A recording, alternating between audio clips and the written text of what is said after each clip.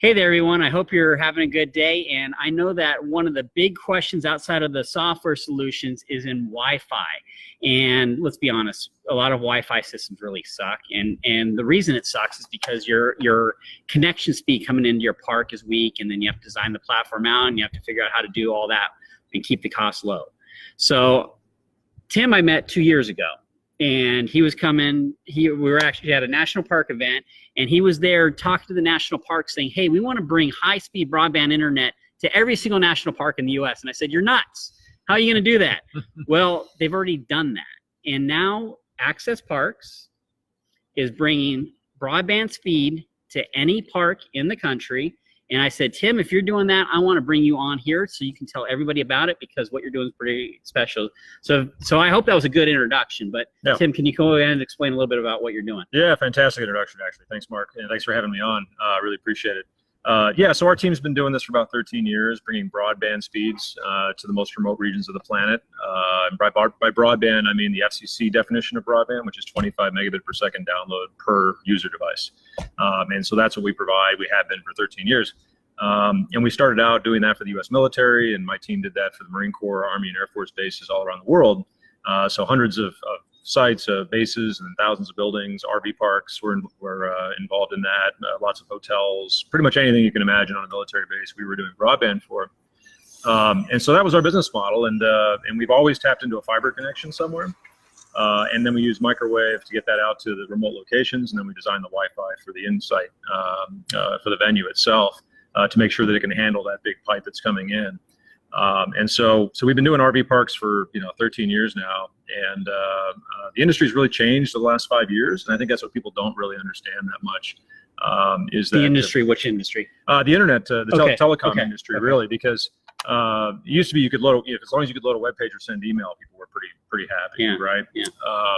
And the last 5 years has been a real revolution in internet usage, as you probably know. Netflix with YouTube, social media, lots of uploading of media, and so broadband is becoming more and more important.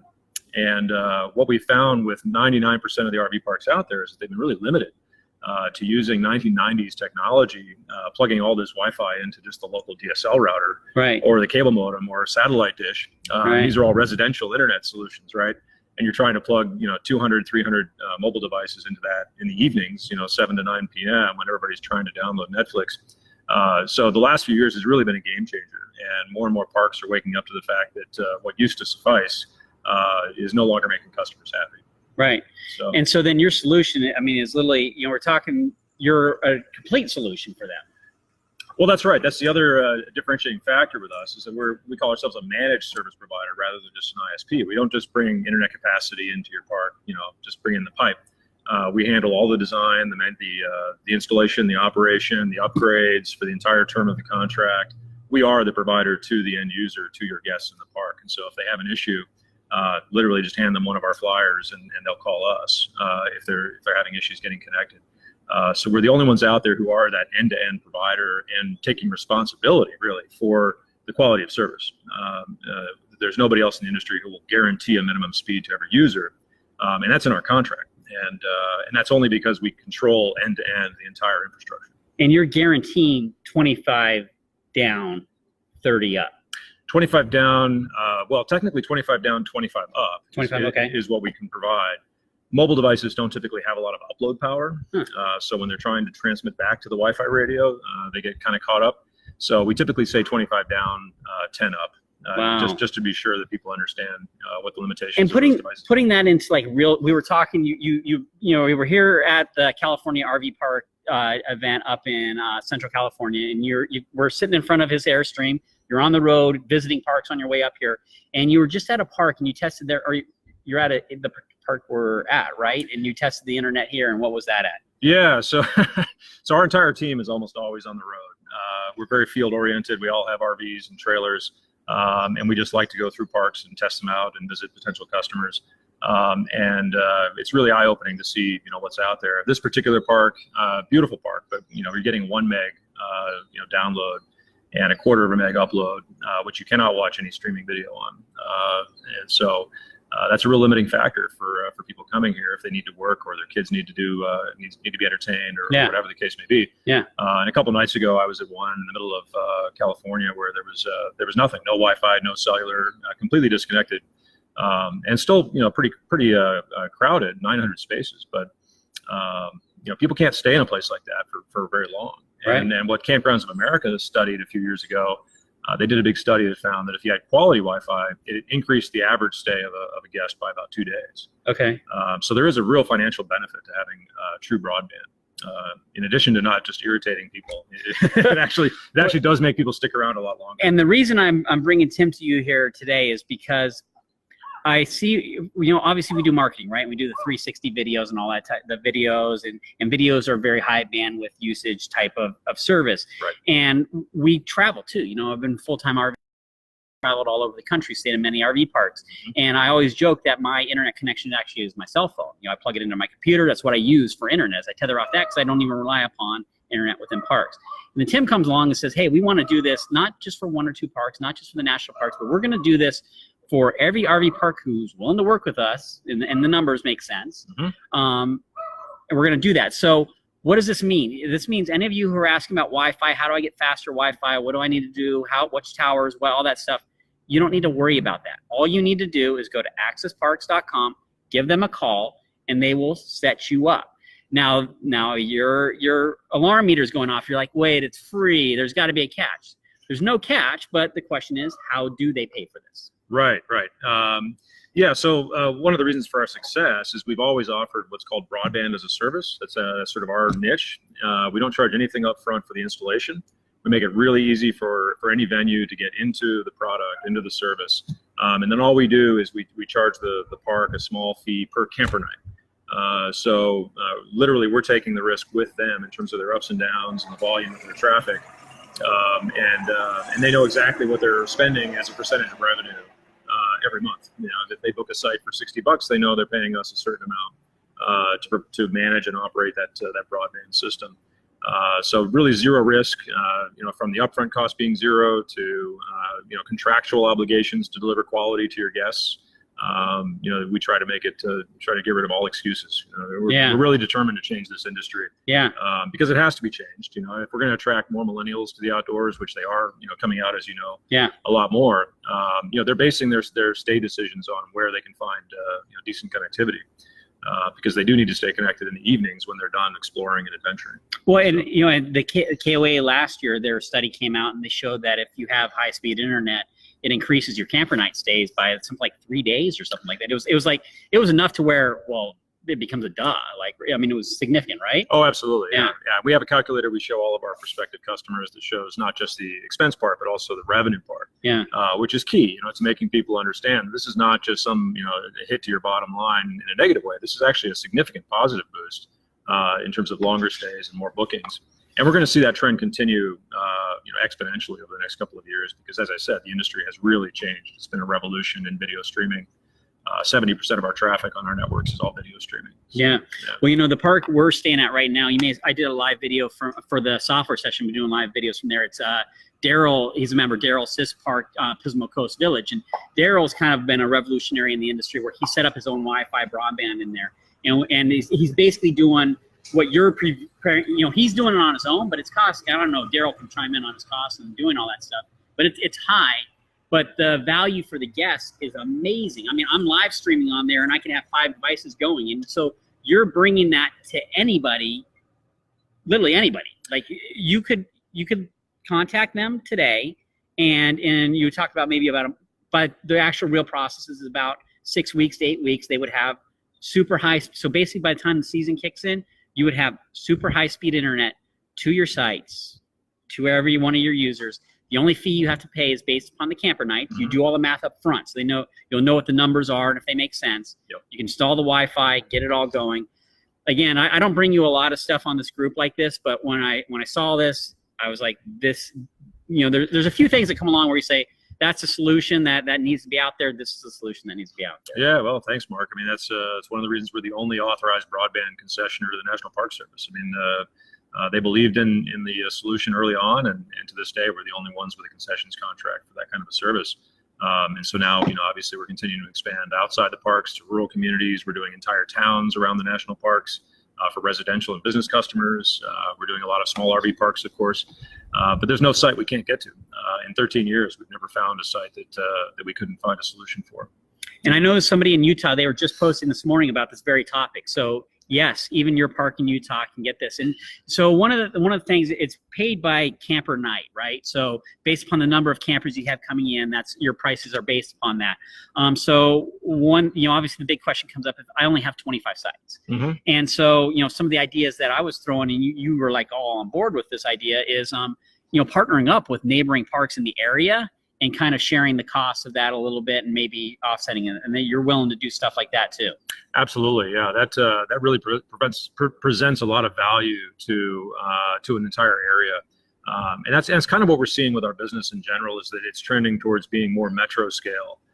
Even when we go in to serve one RV park, inevitably what we find is local businesses want service, and then some residential areas want service because they're stuck on some 2 meg or 5 meg DSL connection that they're paying $150 a month for, or something ridiculous, because all these areas are basically operated by monopolies. Yeah. And so the prices are sky high, the quality is super low. So we are finding that this is really a metro scale solution in almost every case. So if we can find a good area that has several parks that are willing to get together, we can bring that cost per camper night way down for those parks. Yeah. And so we got a few members of this group who install Wi-Fi systems for parks, and they're probably freaking out that you're competition to them. But one of the things you've shared with me is that you're probably not, that they actually could probably work with you to help maybe do some contract installs and stuff like that. Can you talk a little bit about that piece? You mean working with the competitor ISPs? Yeah, working with you. These would be a lot of the members on the group. They're independents, so they're full-time RVers and they travel around. Mm-hmm. Like Chris Fellows, I've done interviews with him on here. He goes in and he does the in-house installs and really good work. So that's somebody who could reach out to you and definitely learn more and potentially partner up in certain ways. Yeah, absolutely. We're willing to work with anybody who's out in the field, for sure. And we're working on sort of a franchise program as well. So if there are folks who are willing to go do that kind of in-park work for us, we still want to control the entire network. We control the infrastructure, and that's how we guarantee quality. But if we find the right partners who are willing to get on the bandwagon with really exacting standards, absolutely, we can work with almost anybody.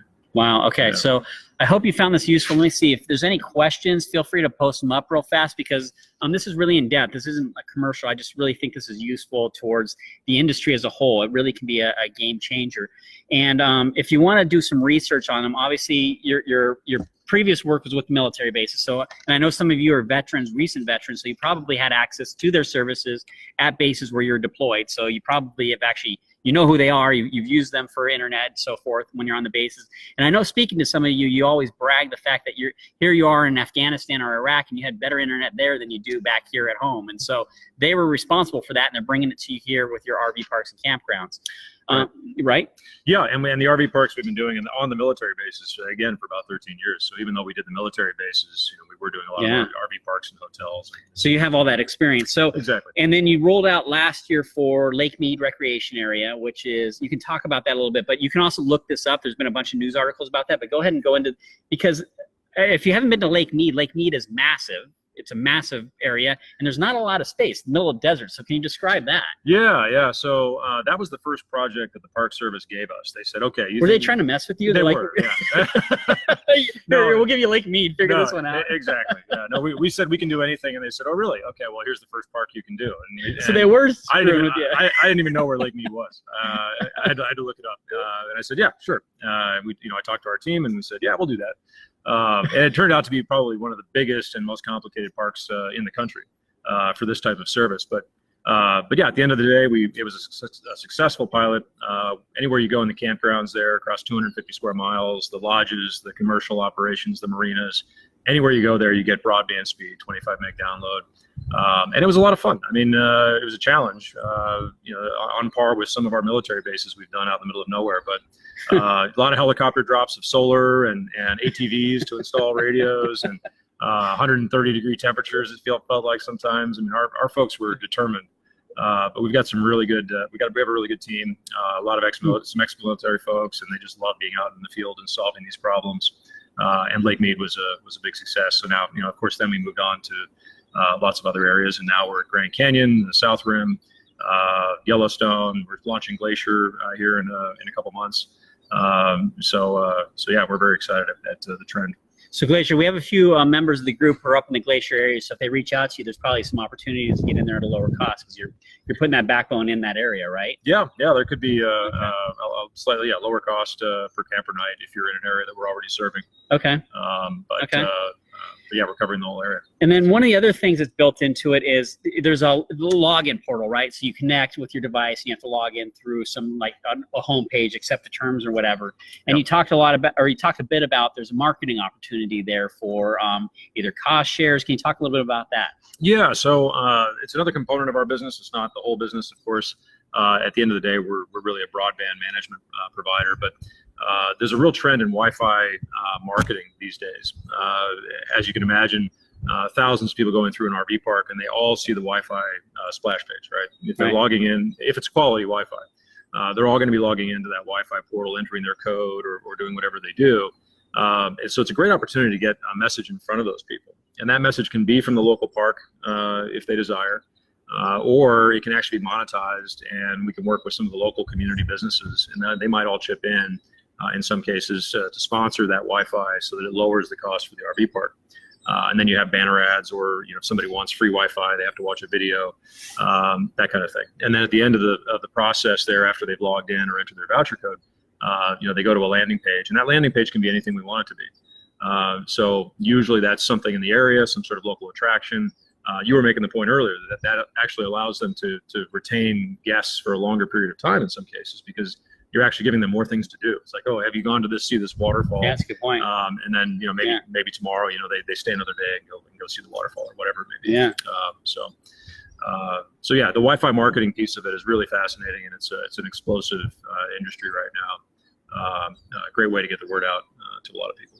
Very cool. Yeah. So let me see. I don't have any questions, but somebody will be watching this after the fact. So AccessParks, I linked it up here in the description. Click over to them. Just let them know you saw the video and hit them up. The great thing about Tim is he's been very upfront with everything. He's not holding anything back. So, and you are that way with all your pricing and everything that works out. So they'll do the numbers. They'll tell you exactly what it's going to look like for you. And like some of your estimates are like 50 cents to $2 per camper night, depending on the location. Is that correct? Well, I'm not going to comment on the pricing. Okay. And plus, you're giving them 50% off to anybody who watches this video. Yeah, right. Yeah, we have to make some money. Yeah. No, it really is dependent on the number of sites in the campground. It's dependent on the number of camper nights you had for last year. Yeah. So there's some data that goes into that calculation for every park. Are you doing the Black Hills and any project with Black Hills right now? No, I don't think so. Because I know we got a few parks in Black Hills. You could partner up on something like this. But anyways, I just think it's really important because really it'll change your park operations when you're able to provide super high speed internet to your to your guests, right? And then also being able to have access to it yourself as an operation. You can change your business, flat out change your business. People will stay longer, they'll be more engaged. It creates that win-win. So here's a real solution for you to get high speed internet to your parks. AccessParks.com. Tim, I appreciate your time. Do you want any last words, any last comments? No, just thanks for having me on, Mark. I appreciate your enthusiasm, and together we're going to change this industry and really make connectivity a robust option for people when they travel. Well, I mentioned off camera, the biggest complaint we get with the 360 videos is that it takes too long to buffer up. Yep. So that's what, and that's why I said to you, having this high speed internet, it helps our business too, because being able to show people those high definition videos changes everything. That's right. So I love what you're doing. If you're interested with what they're doing, reach out to AccessParks.com. I hope you enjoyed this. If you leave questions, I'll share them with Tim and he can reach back out to you. Absolutely. Again, this is your Wi-Fi solution. Found it. Reach out to them. Get it done. Talk to you later. Bye. Thanks, everyone. Let me see. I can't see my mouse. There it is. I actually can see my mouse.